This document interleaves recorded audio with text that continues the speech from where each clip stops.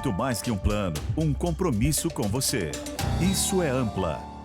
E, Mauro, não tem como não falar, né, do Douê. Hoje, 2 gols, uma assistência, decisivo na final. Na semifinal nós falamos bastante do Yamal. E hoje, o craque, né, o cara que decidiu foi esse garoto de apenas 19 anos, Mauro César. De fato, né? Foi o grande herói, né? O que ele conseguiu hoje aqui foi aquilo que as estrelas não conseguiram. Mbappé, Messi, Neymar, uma assistência e 2 gols na final de Liga dos Campeões é algo extraordinário. E já havia tido participação importante na campanha da equipe do PSG. E hoje ele foi perfeito, né? Uma atuação impecável de um time muito organizado, de um técnico muito competente, que ganha a Liga dos Campeões 10 anos depois, novamente na Alemanha, em cima de um time italiano. Luiz Henrique ganhou em 2015 a Champions League com o Barcelona, superando na final em Berlim, a equipe da Juventus de Turim. Detalhe, tinha as estrelas Messi, Neymar e Luis Suárez.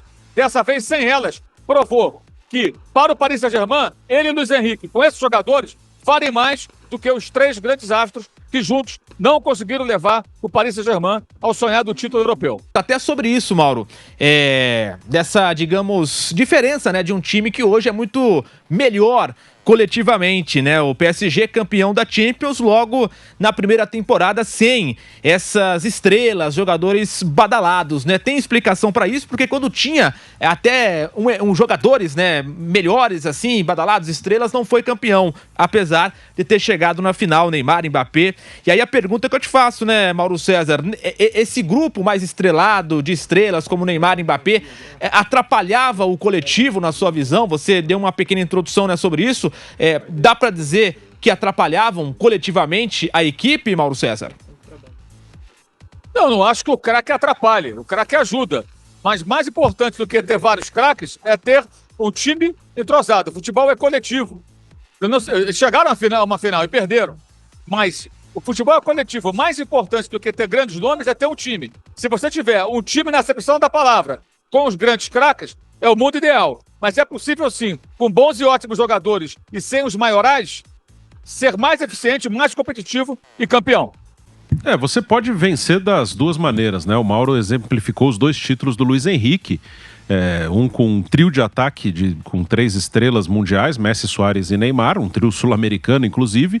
E agora um título de Champions que tem ótimos jogadores, mas com um coletivo muito, muito forte, um destaque no jogo coletivo, que também, desde que o Paris Saint-Germain chegou à final, estão falando muito assim, é um time mais humilde do Paris Saint-Germain. Assim, é um time também muito caro, né? O Paris Saint-Germain, parece assim que todo mundo aí é baratinho, que ninguém custou caro. É um time também caro, né? O Paris Saint-Germain, ele se torna um time forte que disputa títulos de Champions a partir do momento que ele tem o dinheiro do Qatar, né? Nesse nível de futebol, de chegar numa final de Champions, de disputar um torneio como esse para ganhar, você tem que ter dinheiro, não tem jeito. Então, esse time também é um time caro. É que não tem um nome assim, uma estrela mundial. São jogadores que estão se tornando estrelas ali, nessa equipe do Paris Saint-Germain.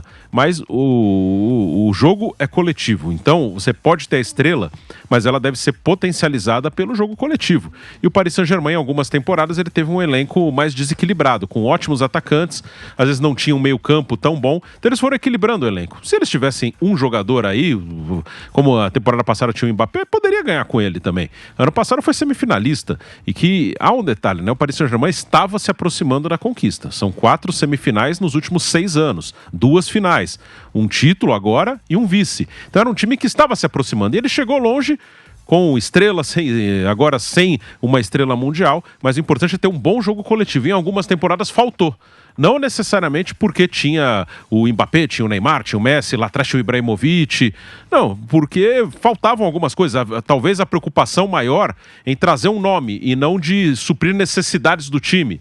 Aí também uma coisa que eu acho que a direção do Paris Saint-Germain muitas vezes errou. O time perde a Champions, demite um treinador. O Thomas Tuchel, que chegou na final lá em 2020, fazia um ótimo trabalho. Aí tiraram o Tuchel no meio da outra temporada, trouxeram o Pochettino. Agora eles deram uma sossegada. O Luiz Henrique já estava no Paris na temporada passada. Acho que em outros tempos, talvez após a eliminação pro Borussia Dortmund na semifinal, teriam mandado ele embora. Seguiram com o Luis Henrique. E o time foi melhorando, foi crescendo, foi evoluindo. Ele arrumou alternativas à saída do Mbappé. Ele não chegou a trabalhar com o Messi, com o Neymar no Paris, só na pré-temporada, com o Neymar um pouquinho na pré-temporada, mas em jogos oficiais não. E ele, com tempo de trabalho, conseguiu formar uma ótima equipe.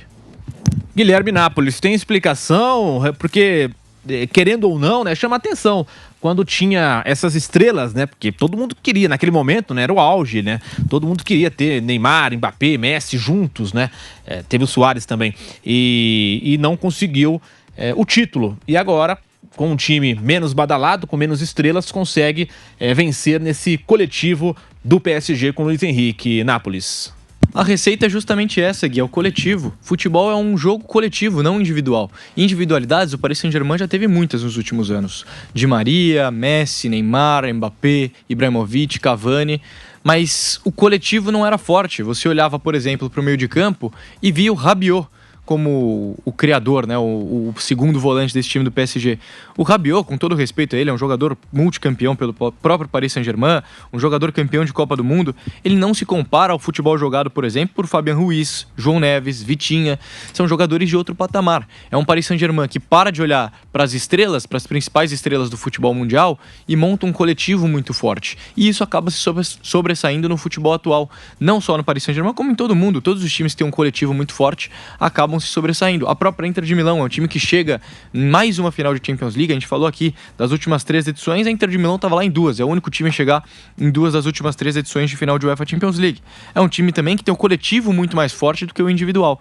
E isso se sobressaiu nessa Champions League. Por mais que tenha feito uma fase de liga turbulenta, quase sendo eliminado, sem avançar para os playoffs, o PSG soube se reestruturar. Claro, também muito por conta da chegada do Kvaratskhelia, que deu um reânimo para esse time lá no comando de ataque, jogando ao lado do Dembélé, até justamente para dividir talvez esse protagonismo com o Dembélé. Os momentos na carreira do Dembélé em que ele teve que chamar o protagonismo para si, ele não foi tão bem quanto em outros momentos quando ele soube dividir esse protagonismo, Gui. E agora, até pensando, né, Bruno Prado, na sequência dos próximos anos e da próxima temporada, você imagina um PSG seguindo essa lógica de ter um time mais coletivo do que estrelado, ou em algum momento pode novamente retornar para o que foi no passado de contratar estrelas? Você imagina como? Ou até mesmo tendo um equilíbrio um pouco diferente do que era antes?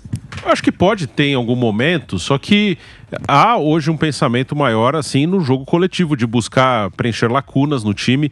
Como eu falei até no pré-jogo, antes havia uma estratégia no início, e por alguns anos nessa era Qatar no PSG, de ligar o nome do clube e consequentemente do Qatar a grandes nomes do futebol mundial. Então existia essa preocupação também para vamos dizer assim, para dar uma validação ao projeto deles. Então era interessante também para os donos do clube ligarem o nome deles, do país, né? No caso é um país mesmo, quem comprou não foi uma empresa qatari, é um clube-estado, é um clube que pertence a um país mesmo.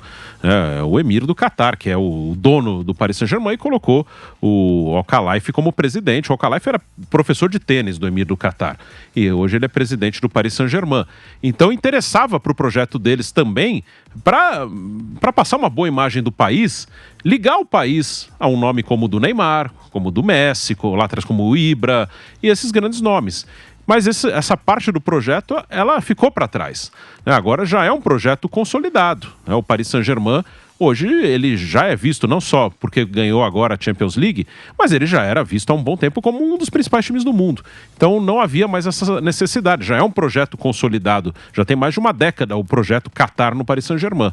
Então eu não imagino que eles vão contratar só pelo nome, mas eles podem contratar grandes nomes porque pode ser uma necessidade do time. É que também estamos numa era mais coletiva. É difícil, depois de ter Messi e Cristiano por quase 2 décadas aí, com um brilho individual muito grande, acho que a gente vai ter uma dificuldade de ter assim um nome tão pesado. Vai ser difícil. No tênis, por exemplo, teve Nadal, Djokovic e Federer. E claro que continuam tendo ótimos tenistas aí, tem o Sinner, o Alcaraz, Mas sempre vai ficar aquela, mas não é o Federer, mas não... E principalmente pelo tempo que esses caras jogaram em alto nível. E no futebol, que é coletivo, teve essa questão, Messi e Cristiano. E quem aparecer, dificilmente vai conseguir jogar 10, 15 anos em alto nível. Então a gente acho que vai demorar um pouquinho para ter um nome individual tão pesado assim no mundo, porque tivemos dois caras que por 15 anos jogaram num nível absurdo. Pode ter alguém que jogue 3, 4, 5 anos, mas tanto tempo assim é difícil, e a comparação vai acabar jogando esse nome um pouco mais para baixo. E até em cima disso que o Bruno falou, até uma questão que a gente pode debater, por mais que hoje não tenha de fato essa estrela que o Paris Saint-Germain teve nos últimos anos, justamente por esse motivo que o Bruno falou, de não ter um cara muito acima dos demais, como era Messi e Cristiano Ronaldo, o próprio Neymar, que também era acima dos demais, ele estava ali um pouco abaixo dos dois, mas não chegava a estar no meio dos outros protagonistas, ele estava também acima. Hoje o futebol mundial não tem esses caras, mas de qualquer forma o Paris Saint-Germain foi buscar no começo do ano o Kvaratskhelia, que é um cara que vinha se destacando nas últimas 2, 3 temporadas pelo Napoli.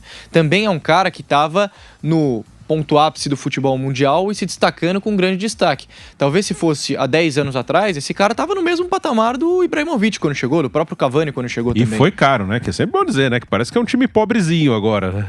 Pagaram caríssimo. Mesmo o João Neves, que é um menino de 18, 19 anos, ele é um cara que custou bastante também pro Paris Saint-Germain. O Dembélé, quando volta do Barcelona pro futebol francês, é outro cara que custa uma bala. Então, por mais que seja um Paris Saint-Germain sem as estrelas, ainda é um Paris Saint-Germain muito caro. O próprio Pacho é um cara que se destacou no Frankfurt há umas temporadas atrás, é um zagueiro equatoriano aqui do futebol sul-americano, mas também chegou por uma bala pelo Paris Saint-Germain. Ou seja, por mais que não tenha essa estrela de fato, ainda é um time com muito dinheiro, com poder financeiro muito acima de quase todos os clubes do mundo e que vem contratando os destaques das suas principais ligas do futebol mundial. E até tem um detalhe, a gente sempre nesses pós-jogo da Champions, né? A gente falou muitas vezes, até para mostrar como é um jogo que está num momento mais coletivo, né? A dificuldade que as pessoas teriam de escolher quem vai ganhar os prêmios individuais aí. É difícil.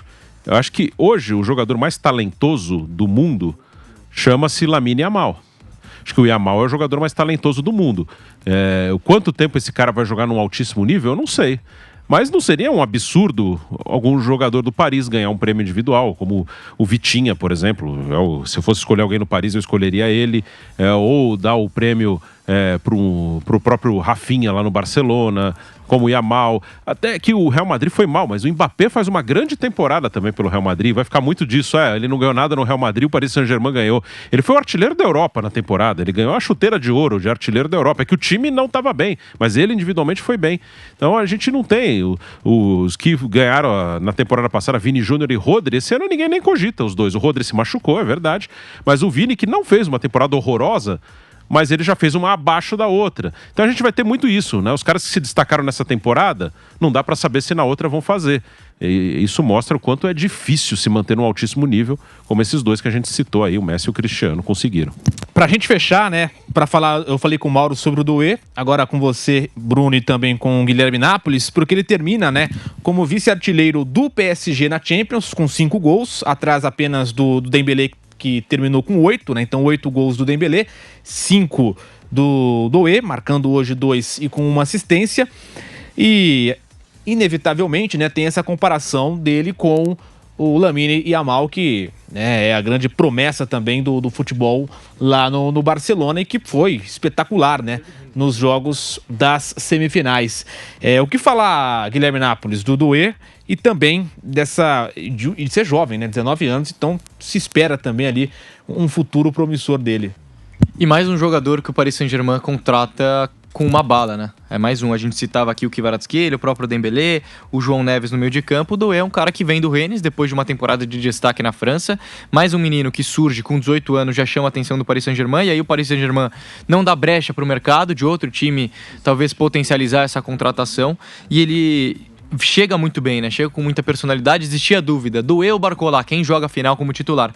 E foi o Doué, o Luiz Henrique optou pelo Doué e a decisão foi mais que certa, né?